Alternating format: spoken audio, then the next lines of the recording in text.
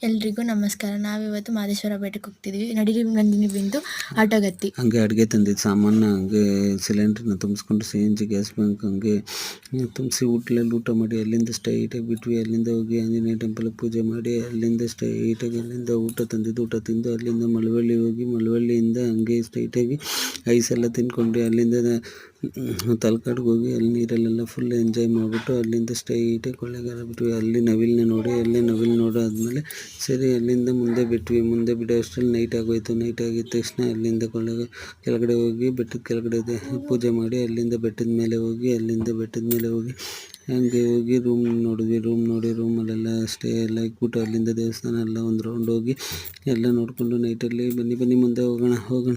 ಆಮೇಲೆ ನೈಟಲ್ಲಿ ನಿದ್ದೆ ಮಾಡಿ 3 ಗಂಟೆ ರಾತ್ರಿ ಬೇಗ ಸ್ನಾನ ಮಾಡಿ ಅಲ್ಲಿಂದ ದೇವ್ರ ದರ್ಶನಕ್ಕೆ ಹೋದ್ವಿ.